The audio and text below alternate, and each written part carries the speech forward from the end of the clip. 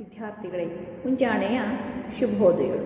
ಇವತ್ತು ನಾವು ಗದ್ಯ ಭಾಗವಾಗಿರ್ತಕ್ಕಂತಹ ಫಕೀರ್ ಮೊಹಮ್ಮದ್ ಕಟ್ಪಾಡಿಯವರು ಬರೆದ ಸಂತ ಕವಿ ಅಮೀರ್ ಖುಸ್ರೋ ಅಂತಕ್ಕಂತಹ ಒಂದು ಗದ್ಯ ಭಾಗದ ಒಂದು ಅಧ್ಯಯನವನ್ನು ಇವತ್ತು ನಾವು ನೋಡೋಣ. ಇಲ್ಲಿ ಫಕೀರ್ ಮೊಹಮ್ಮದ್ ಕಟ್ಪಾಡಿಯವರ ಒಂದು ಪರಿಚಯವನ್ನು ಇವತ್ತು ನಾವು ಮಾಡೋಣ. ಇವರೊಂದು ಕೃತಿ ಪರಿಚಯ.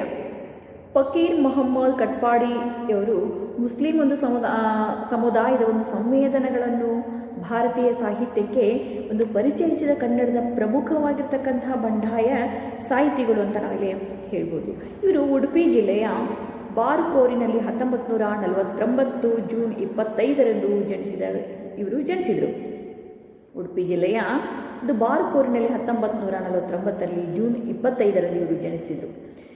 ಈ ಕಟ್ಪಾಡಿಯವರು ಬಿಕಾಂ ಪದವೀಧರು ಕೂಡ, ಅಂದರೆ ಇವರು ಬಿಕಾಂ ಪದವಿಯನ್ನು ಮಾಡಿಕೊಂಡಿದ್ದರು. ಭಾರತೀಯ ಸ್ಟೇಟ್ ಬ್ಯಾಂಕ್ ಅಧಿಕಾರಿಗಳಾಗಿಯೂ ಕೂಡ ಇವರು ಕಾರ್ಯವನ್ನು ನಿರ್ವಹಿಸಿ ಅಲ್ಲಿ ನಿವೃತ್ತರಾಗಿರುವ ಇವರು ಕಟ್ಪಾಡಿಯವರು ಸದ್ಯ ಬೆಂಗಳೂರಿನಲ್ಲಿ ಇವರು ನೆಲೆಸಿದ್ದಾರೆ ಅಂತ ನಾವು ಹೇಳ್ಬೋದು. ಇವರು ಕೇಂದ್ರ ಸಾಹಿತ್ಯ ಅಕಾಡೆಮಿಯ ಸದಸ್ಯರಾಗಿಯೂ ಕೂಡ ಇವರು ಕಾರ್ಯವನ್ನು ನಿರ್ವಹಿಸಿದ್ದಾರೆ. ಇವರು ಕತೆ, ಕಾದಂಬರಿ, ಅದರ ಒಂದು ಅನುವಾದ, ಜೀವನ ಚರಿತ್ರೆ ಮೊದಲಾಗಿರ್ತಕ್ಕಂಥ ಸಾಹಿತ್ಯ ಒಂದು ಪ್ರಕಾರಗಳಲ್ಲಿ ಕೃಷಿ ಮಾಡಿದರೂ ಕೂಡ ಶ್ರೇಷ್ಠ ಕಥೆಗಾರರಾಗಿಯೇ ಇವರು ಹೆಸರನ್ನು ಪಡೆದರು. ಫಕೀರ್ ಮೊಹಮ್ಮದ್ ಕಟ್ಪಾಡಿಯವರು ಕೂಡ ಕನ್ನಡ ಒಂದು ಕಥನ ಸಾಹಿತ್ಯಕ್ಕೆ ಇವರದು ಅಪಾರವಾಗಿರ್ತಕ್ಕಂತಹ ಒಂದು ಕೊಡುಗೆ ಅಂತ ನಾವು ಇಲ್ಲಿ ಹೇಳ್ಬೋದು. ಇವರು ಬರೆದಿರ್ತಕ್ಕಂತಹ, ಇವರು ರಚಿಸಿರ್ತಕ್ಕಂತಹ ಒಂದು ಕೊಡುಗೆಗಳು ಏನು? ಯಾರು? ಫಕೀರ್ ಮೊಹಮ್ಮದ್ ಕಟ್ಪಾಡಿಯವರು. ಗೋರಿ ಕಟ್ಟಿಕೊಂಡವರು ಇವರ ಒಂದು ಕೃತಿಗಳು. ಗೋರಿ ಕಟ್ಟಿಕೊಂಡವರು, ನೊಂಬು, ದಜ್ಜಾಲಿ, ಆತಕ, ಹಾಕೀಕ್ ಮತ್ತು ಇತರ ಒಂದು ಕಥೆಗಳು ಇವು ಪಚ್ಚ ಕುದುರೆ ಹಾಗೂ ಕಡುವು ಮಣೆ ಇವು ಕಟ್ಪಾಡಿಯವರ ಕೆಲವೊಂದು ಪ್ರಮುಖವಾಗಿರ್ತಕ್ಕಂಥ ಕಥಾ ಸಂಕಲನಗಳು ಅಂತ ನಾವು ಹೇಳ್ಬೋದು. ಸರಕುಗಳು, ಕಚ್ಚಾದ ಇವರ ಒಂದು ಕಾದಂಬರಿಗಳು. ಬೇರೂಟನಿಂದ ನಿರುಸಲೆಂ ಮಾಂಟೋ ಬರೆದ ಒಂದು ದೇಶ, ವಿಭಜನ ಕಥೆಗಳು, ಮೊಹಮ್ಮದ್ ನಾಮ, ಸಿರಾಜಿಯ ಒಂದು ತಸ್ಕೀರ್, ರತುಲ್, ಮುಲ್ಕ್ ಇವರು ಮಾಡಿರ್ತಕ್ಕಂತಹ ಅನುವಾದಗಳು ಅಂತ ನಾವು ಹೇಳ್ಬೋದು. ಭಾಷಾಂತರವನ್ನು ಮಾಡಿದ್ದಾರೆ. ಒಂದು ಭಾಷೆಯಿಂದ ಮತ್ತೊಂದು ಭಾಷೆಗೆ ಅನುವಾದಗಳನ್ನು ಇವರು ಮಾಡಿದ್ದಾರೆ. ರಾಷ್ಟ್ರೀಯತೆ ಮತ್ತು ಮುಸ್ಲಿಮರು, ಸೂಫಿ ಸಂತರು, ಸೂಫಿ ಮಹಿಳೆಯರು, ಕಯ್ಯೂರಿನ ರೈತ ವೀರರು ಇವು ಕಟ್ಪಾಡಿಯವರ ಇವರ ಒಂದು ಪ್ರಮುಖ ಇತರ ಒಂದು ಕೃತಿಗಳು ಅಂತ ನಾವಿಲ್ಲಿ ಹೇಳ್ಬೋದು. ಇವರು ಕಟ್ಪಾಡಿಯವರ ಒಂದು ಸಾಹಿತ್ಯ ಸಾಧನೆ, ರಾಜ್ಯೋತ್ಸವ ಪ್ರಶಸ್ತಿ, ಕರ್ನಾಟಕ ಸಾಹಿತ್ಯ ಅಕಾಡೆಮಿ ಪ್ರಶಸ್ತಿ, ಕೇಂದ್ರ ಸಾಹಿತ್ಯ ಅಕಾಡೆಮಿ ಪ್ರಶಸ್ತಿ ಮೊದಲಾಗಿರ್ತಕ್ಕಂತಹ ಹಲವಾರು ಪ್ರಶಸ್ತಿಗಳು ಕೂಡ ಇವರಿಗೆ ದೊರೆತಿವೆ ಅಂತ ನಾವಿಲ್ಲಿ ಹೇಳ್ಬೋದು. ಈ ಒಂದು ಸಂತ ಕವಿ ಅಮೀರ್ ಖುಸ್ರೋ ಅಂತಕ್ಕಂತಹ ಈ ಒಂದು ಗದ್ಯ ಭಾಗದ ಒಂದು ನಾವು ನೋಡೋಣ. ಈ ಒಂದು ಪ್ರಸ್ತುತ ಸಂತ ಕವಿ ಅಮೀರ್ ಖುಸ್ರೋ ಲೇಖನವನ್ನು ಕಟ್ಪಾಡಿಯವರ ಒಂದು ಸೂಫಿ ಸಂತರು ಕೃತಿಯಿಂದ ಇದನ್ನು ಆಯ್ದುಕೊಳ್ಳಲಾಗಿದೆ. ಈ ಒಂದು ಕೃತಿಯನ್ನು ಪ್ರಸ್ತುತ ಈ ಒಂದು ಅಮೀರ್ ಖುಸ್ರೋ ಅಂತಕ್ಕಂತಹ ಒಂದು ಈ ಲೇಖನವನ್ನು ಸೂಫಿ ಸಂತರು ಅಂತಕ್ಕಂತಹ ಈ ಒಂದು ಕೃತಿಯಿಂದ ಇದನ್ನು ಆಯ್ದುಕೊಳ್ಳಲಾಗಿದೆ. ಸೂಫಿಗಳು ಇಸ್ಲಾಂ ಧರ್ಮದಲ್ಲಿಯ ಒಂದು ಅಧ್ಯಾತ್ಮವನ್ನು ಸೂಫಿಗಳು ಈ ಒಂದು ಇಸ್ಲಾಂ ಅಂತಕ್ಕಂತಹ ಒಂದು ಧರ್ಮದಲ್ಲಿಯೇ ಒಂದು ಅಧ್ಯಾತ್ಮವನ್ನು ಪ್ರಸಾರ ಮಾಡಿದ್ದ ಮುಸ್ಲಿಂ ಅನುಭಾವಿಗಳು ಅಂತ ನಾವಿಲ್ಲಿ ಹೇಳ್ಬೋದು. ಸೂಫಿ ಎಂದರೆ ಅಧ್ಯಾತ್ಮದ ಮೂಲಕ ದೈವಿಕ ಮಿಲನವನ್ನು ಕೂಡ ಅನ್ವೇಷಿಸುವುದು ಅಂತ ಹೇಳ್ಬೋದು. ಮುಸ್ಲಿಂ ಅಜ್ಮೀರಿನ ಒಂದು ಖ್ವಾಜಾ ಮೊಯಿನುದ್ದೀನ್ ಬೆಸ್ತಿಯವರು ಕೂಡ ಭಾರತದಲ್ಲಿ ಸೂಫಿ ಚಳವಳಿಗೆ ಭದ್ರ ಬುನಾದಿಯನ್ನು ಇವರು ಹಾಕಿದರು. ಭಾರತದ ಸೂಫಿ ಪರಂಪರೆ ಇಲ್ಲಿನ ಸಂಸ್ಕೃತಿ, ಧಾರ್ಮಿಕ ಪರಂಪರೆಗಳೊಂದಿಗೆ ಕೂಡ ಇದು ಕೊಳ್ಳುವುದನ್ನು ಕೂಡ ಮಾಡೋದರ ಒಂದು ಮೂಲಕ ಒಂದು ಸಮೃದ್ಧವಾಗಿ ಇದು ಬೆಳೀತು ಅಂತ ನಾವು ಹೇಳ್ಬೋದು. ಸೂಫಿಗಳು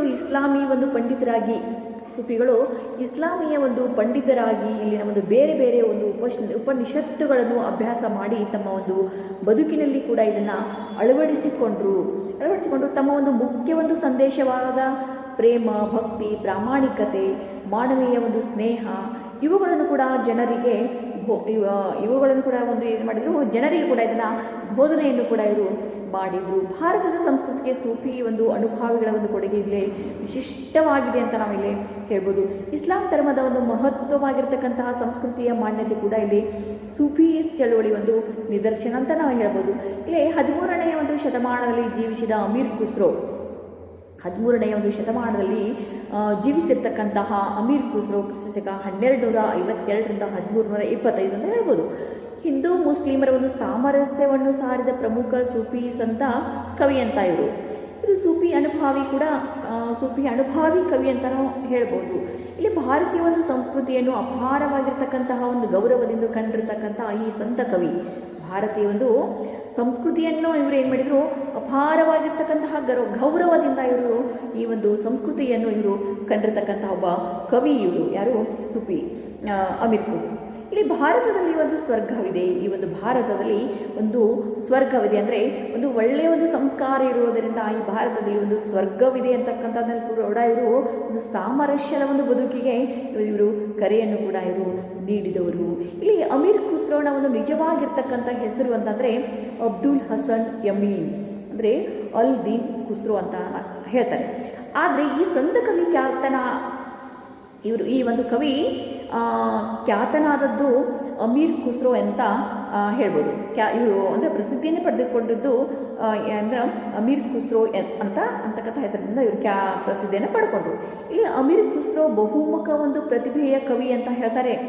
ಸಂಗೀತಗಾರ, ಅನುಭಾವಿ, ತಾರಾಣ ಸಂಗೀತ ಶೈಲಿಯ ಒಂದು ಜನಕ, ತಬಲಾನಾದದ ಒಂದು ಸಂಶೋಧಕ, ಬಹುದೇವತಾ ಒಂದು ಉಪಾಸನೆಗಳನ್ನು ಕೂಡ ಇವರು ನಿರಾಕರಿಸಿ ಇಸ್ಲಾಂ ಧರ್ಮದ ಒಂದು ಸಹಿಷ್ಣುತೆಗೆ ಒಂದು ಮುನ್ನಡೆಯನ್ನು ಬರೆದು ಮಹಾನ್ ಸಂತ ಅಮೀರ್ ಖುಸ್ರೋ ಅಂತಕ್ಕಂತಹ ಒಂದು ಏಕಾಗ್ರತೆಯ ಮಹಾನ್ ಸಂತ ಅಮೀರ್ ಖುಸ್ರೋ ಅಂತಕ್ಕಂಥದ್ದನ್ನು ಇವರು ಪಡೆದುಕೊಂಡ್ರು. ಇಲ್ಲಿ ಏಕಾಕೃತಿಯ ಒಂದು ಮೂಲಭೂತವಾದವನ್ನು ಕೂಡ ಕಡೆಗಣಿಸಿ ಮಹತ್ವದ ಒಂದು ಸಂಸ್ಕೃತಿಯ ತತ್ವಗಳನ್ನು ಕೂಡ ಇವರು ಮಾನ್ಯ ಮಾಡಿದರು. ಇಲ್ಲಿ ಮಾನವೀಯ ಮೌಲ್ಯಗಳನ್ನು ಎತ್ತಿ ಹಿಡಿದುದು ಇದು ಖುಸ್ರೋ ಕವಿಗಳ ಒಂದು ಹೆಗ್ಗಳಿಕೆ ಅಂತ ನಾವು ಇಲ್ಲಿ ಹೇಳ್ಬೋದು. ಈ ಒಂದು ಫಕೀರ್ ಮೊಹಮ್ಮದ್ ಕಟ್ಪಾಡಿಯವರು ಬರೆದಿರ್ತಕ್ಕಂತಹ ಸಂತ ಕವಿ ಅಮೀರ್ ಖುಸ್ರೋ ಅಂತಕ್ಕಂತಹ ಈ ಒಂದು ಗದ್ಯ ಭಾಗವನ್ನು ಇದು ಅದರ ಒಂದು ವಿವರಣೆಯನ್ನು ನಾವು ನೋಡೋಣ. ಇಲ್ಲಿ ಭಾರತದ ಒಂದು ನೆಲದ ಒಂದು ಸಂಸ್ಕೃತಿಯನ್ನು ಗೌರವದಿಂದ ಇವರು ಕಂಡ್ರು. ನಮ್ಮ ಭಾರತದ ಒಂದು ನೆಲವನ್ನು ಇಲ್ಲಿ ಯಾವ ತೆರನಾಗಿರ್ತಕ್ಕಂತಹ ಸಂಸ್ಕೃತಿ ಐತೆ ಅಂತಕ್ಕಂಥದ್ದನ್ನು ಇವರು ಒಂದು ಗೌರವ ಒಂದು ಭಾವನೆಗಳನ್ನು ಇವರು ಏನು ಮಾಡಿದ್ರು, ಇದನ್ನೆಲ್ಲ ನೋಡಿದರು. ಇಲ್ಲಿನ ಒಂದು ವೈವಿಧ್ಯಮಯ ಒಂದು ಬದುಕಿಗೆ ಅಮೂಲ್ಯವಾಗಿರ್ತಕ್ಕಂತಹ ಒಂದು ಕೊಡುಗೆ ಕೂಡ ಇವರು ನೀಡಿರ್ತಕ್ಕಂತಹ ಸೂಫಿ ಸಂತರಲ್ಲಿ ಬಹುಮುಖ್ಯವಾಗಿರ್ತಕ್ಕಂಥವರು ಅಮೀರ್ ಖುಸ್ರೋ ಅಂತ ನಾವಿಲ್ಲಿ ಹೇಳ್ಬೋದು. ಇವರ ಒಂದು ಪೂರ್ಣ ಹೆಸರು ಅಬ್ದುಲ್ ಹಸನ್ ಅಮೀನ್ ಅಲ್ ದೀನ್ ಖುಸ್ರೋ ಅಂತ ನಾವೀಗಾಗಲೇ ನಾನು ನಿಮಗೆ ಹೇಳಿದೆ. ಆ ಒಂದು ಕಾಲದ ಒಂದು ರಾಜಕೀಯದಲ್ಲಿ ಹಿಂದೂ ಮತ್ತು ಮುಸ್ಲಿಂ ಆ ಒಂದು ಕಾಲದಲ್ಲಿ ರಾಜಕೀಯದಲ್ಲಿ ಹಿಂದೂ ಮತ್ತು ಮುಸ್ಲಿಂ ರಾಜರ ಮಧ್ಯೆ ಇದ್ದ ಒಂದು ರಾಜಕೀಯ ಒಂದು ದಾಹ, ದ್ವೇಷ, ವೈಷಮ್ಯ, ಯುದ್ಧಗಳ ನಡುವೆ ಕೂಡ ಭಾರತದ ಒಂದು ಪರಿಸರ ಹಾಗೂ ಒಂದು ಜನರ ಒಂದು ಬಗೆಗೆ ಕೂಡ ಅತೀವ್ರ ಒಂದು ಆಸಕ್ತಿ, ಪ್ರೀತಿಯನ್ನು ಕೂಡ ಇವರು ಬೆಳೆಸಿಕೊಂಡವರು ಅಂತಂದರೆ ಅಮೀರ್ ಖುಸ್ರೋ ಅಂತ ಹೇಳ್ತಾರೆ. ಇಲ್ಲಿ ಫಾರ್ಸಿ ಮತ್ತು ಹಿಂದಿ, ಉರ್ದು ಮತ್ತು ಪಂಜಾಬಿ ಮೂಲ ಒಂದು ಭಾಷೆ ಒಂದು ಹಿಂದವಿಯಲ್ಲಿ ಏಕಕಾಲದಲ್ಲಿ ಬರೆದು ಇವರು ಪ್ರಖ್ಯಾತಿಯನ್ನು ಪಡೆದಿರ್ತಕ್ಕಂತಹ ಕೂಡ ಕವಿಯಾದರು ಅಂತ ಹೇಳ್ಬೋದು. ಭಾರತದ ಒಂದು ಹಿಂದೂಸ್ತಾನಿ ಸಂಗೀತಕ್ಕೆ ಮುಸ್ಲಿಂ ಸಂಗೀತವನ್ನು ಕೂಡ ಬೆರೆಸಿ ಹೊಸ ರಾಗಗಳ ಒಂದು ಹುಟ್ಟಿಗೆ ಕೂಡ ಕಾರಣರಾದ ಸಂಗೀತ ವಿದ್ವಾಂಸರಾಗಿ ಸೂಫಿಗಳ ಒಂದು ಹಜರತ್ ನಿಜಾಮುದ್ದೀನ್ ಔಲಿಯಾರವರನ್ನು ಕೂಡ ಅನುಯಾಯಿಯಾಗಿ ಇಲ್ಲಿ ಸಂತರಾಗಿ ಭಾರತದ ಇತಿಹಾಸದಲ್ಲಿ ಇವರು ಏನು ಮಾಡಿದ್ರು, ಬಹುಮುಖಿ ವ್ಯಕ್ತಿತ್ವದ ಮತ್ತು ಅಪ್ರತಿಮ ಒಂದು ಪ್ರತಿಭಾಶಾಲಿ ಸೂಫಿ ಎನಿಸಿದವರು ಕೂಡ ಅಮೀರ್ ಖುಸ್ರೋ ಅಂತ ನಾವಿಲ್ಲಿ ಹೇಳ್ಬೋದು. ಸಂಸ್ಕೃತದ ಒಂದು ಯಾಜಮಾನ್ಯವನ್ನು ಧಿಕ್ಕರಿಸಿ ಇವರು ಧಿಕ್ಕರಿಸಿ ತುಳಸಿದಾಸರು ತುಳಸಿ ರಾಮಾಯಣವನ್ನು ಕೂಡ ಹಿಂದಿಯಲ್ಲಿ ಇವರು ಬರೆದರಂತೆ. ಹಿಂದಿಯಲ್ಲಿ ಇವರು ಅದನ್ನು ಅನುವಾದವನ್ನು ಮಾಡಿದರು. ಅಮೀರ್ ಖುಸ್ರೋ ಹಿಂದವಿ ಮತ್ತು ಪಾರ್ಸಿ ಭಾಷೆಯ ಒಂದು ಸಮನ್ವಯದಿಂದ ಏನು ಮಾಡಿದ್ರು, ಹುಟ್ಟಿಕೊಂಡ ಒಂದು ಉರ್ದು ಭಾಷೆಯ ಒಂದು ಹುಟ್ಟಿಗೆ ಕೂಡ ಇವರು ಮೂಲವಾಗುವಂತೆ ಈ ಒಂದು ಹಿಂದವಿಯಲ್ಲಿ ಕವನ, ಫಜಲ್, ನಾತ, ಕವಾಲಿಗಳನ್ನು ಕೂಡ ಇವರು ಬರೆದ್ರು ಅಂತ ಹೇಳ್ಬೋದು. ಯಾರು, ಅಮೀರ್ ಖುಸ್ರೋ ಅವರು. ಇವರ ಒಂದು ಭುವಿಯ ಸ್ವರ್ಗ ಭಾರತವೆಂದ ಇರ್ತಕ್ಕಂತಹ ಒಂದು ಕವಿ ಅಂತಕ್ಕಂಥದ್ದನ್ನೆಲ್ಲ ನೋಡ್ತೀವಿ. ತಾನು ಭಾರತೀಯ ಮೂಲದವನೆಂದು ಹೆಮ್ಮೆಯಿಂದ ಒಂದು ಬಹಿರಂಗವಾಗಿ ಹೇಳಿರ್ತಕ್ಕಂತಹ ಮೊದಲ ಮುಸ್ಲಿಂ ಕವಿ ಅಂದರೆ ಅಮೀರ್ ಖುಸ್ರೋ. ನಾನು ಇಲ್ಲಿ ಒಂದು ಹೆಮ್ಮೆ ಅಂತ ಭಾರತೀಯ ಮೊದಲನೆಯ ಒಂದು ಹೆಮ್ಮೆಯ ಒಂದು ಕವಿ, ಬಹಿರಂಗವಾಗಿ ಹೇಳ್ತಕ್ಕಂತಹ ಮುಸ್ಲಿಂ ಕವಿ ಅಂತಂದರೆ ಅಮೀರ್ ಖುಸ್ರೋ. ಇಲ್ಲಿ ಸಾಹಿತ್ಯ ವಲಯದಲ್ಲಿ ಇಂದಿಗೂ ಕೂಡ ಇದನ್ನು ಪರಿಗಣಿಸಲಾಗಿದೆ ಅಂತ ಹೇಳ್ತಾರೆ. ಇಲ್ಲಿ ಅಂದಿನ ಭಾರತದ ಒಂದು ರಾಜಕೀಯದಲ್ಲಿ ಹಿಂದೂ ಮುಸ್ಲಿಂ ಆಳ್ವಿಕೆಯ ಒಂದು ಮಧ್ಯೆ ಸಂಘರ್ಷದ ಒಂದು ವಾತಾವರಣವಿರುವಾಗ, ಒಂದು ಯುದ್ಧದ ಒಂದು ಸಂಘರ್ಷಣದ ಒಂದು ವಾದಗಳ ಒಂದು ವಾತಾವರಣವಿರುವಾಗ ಸಮನ್ವಯವನ್ನು ಕೂಡ ಇಲ್ಲಿ ಸಾರಿರ್ತಕ್ಕಂಥ ಅಮೀರ್ ಖುಸ್ರೋ ಏನು ಮಾಡಿದ್ರು, ಇಲ್ಲಿ ಇಸ್ಲಾಂ ಧರ್ಮ ಮತ್ತು ಇಸ್ಲಾಂ ರಾಜಕೀಯಗಳ ಮಧ್ಯೆ ಆತಂಕವನ್ನು ಕೂಡ ಇಲ್ಲಿ ಎದುರಿಸಬೇಕಾಯಿತು. ಅವರ ಒಂದು ಈ ತುಮುಲ ಅವರ ಪ್ರಸಿದ್ಧ ಕಾವ್ಯಕೃತಿ, ಅವರ ಒಂದು ಪ್ರಸಿದ್ಧವಾಗಿರ್ತಕ್ಕಂತಹ ಕಾವ್ಯಕೃತಿ ಅಂದರೆ ಆಶಿಕಾ ಅಂತಕ್ಕಂಥದ್ದಲ್ಲಿ, ಆಶಿಕಾ ಅಂತಕದಲ್ಲಿ ಬಹು ಸಮರ್ಥವಾಗಿ ಒಂದು ಅಭಿವ್ಯಕ್ತಿ ಕೂಡ ಬಂದರು. ಇಲ್ಲಿ ಕ್ರಿಸ್ತಶಕ 1315 ಬರೆದಿರ್ತಕ್ಕಂತಹ ಈ ಒಂದು ಕಾವ್ಯಕ್ಕೆ ದುವಲ್ ರಾಣಿ ಬಿಜರ್ ಖಾನ್ ಎಂಬ ಕೂಡ ಹೆಸರು ಕೂಡ ಇದಕ್ಕೆ ಇದೆ. ಈ ಒಂದು ಕೃತಿಯಲ್ಲಿ ಖುಸ್ರೋ ರಾಜಕುಮಾರ್ ಬಿಜಲ್ ಖಾನ್ ಮತ್ತು ಹಿಂದೂ ರಾಜಕುಮಾರಿ ದುವಲ್ ರಾಣಿ ಅಂತಕ್ಕಂಥ ಇವರ ಪ್ರೇಮ ಕಥೆಯನ್ನು ಕೂಡ ಇಲ್ಲಿ ಕಾವ್ಯವನ್ನು ಮಾಡಿಕೊಂಡಿದ್ದಾರೆ. ಇಲ್ಲಿ ಅಮೀರ್ ಖುಸ್ರೋ ಯಾರು ಕಾವ್ಯವನ್ನಾಗಿಸಿಕೊಂಡ್ರವರು ಯಾರಂದರೆ ಅಮೀರ್ ಖುಸ್ರೋ ಅಂತ ನಾವಿಲ್ಲಿ ಹೇಳ್ಬೋದು. ಈ ಒಂದು ಕಾವ್ಯ ಒಂದೆಡೆ ಭಾರತೀಯ ಹೂಗಳಾದ ಕಾವ್ಯ ಈ ಒಂದು ಕಾವ್ಯ ಕೂಡ ಒಂದೆಡೆ ಭಾರತೀಯ ಒಂದು ಹೂಗಳಾದ ಒಂದು ಕೇವಡ, ಕರ್ಣ, ಚಂಪಕ ಮುಂತಾದ ಒಂದು ಹಲವಾರು ಹೂಗಳ ಕಂಪು ಕೂಡ ಇಲ್ಲಿ ಮೂಡಿಸ್ತಾ ಇದೆ.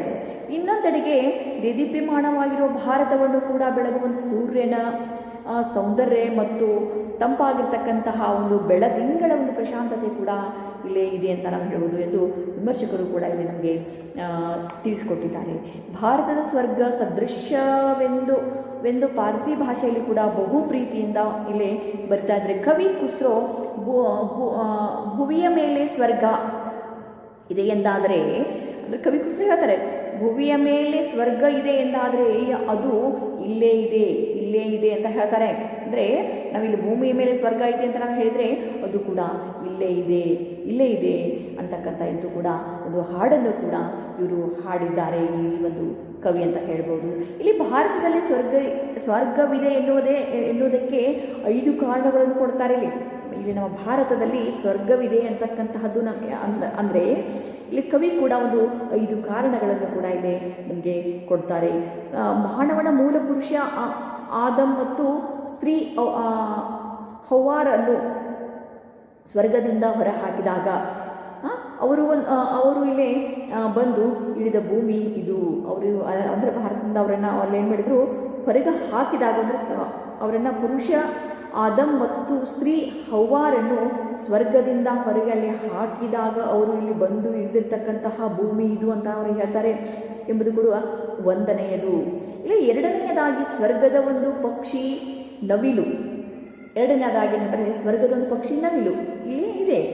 ಮೂರನೆಯದಾಗಿ ಸ್ವರ್ಗದ ಸರ್ಪ ಭೂಮಿಗಿಳಿದು ಇಲ್ಲೇ ಮನೆ ಮಾಡಿದೆ.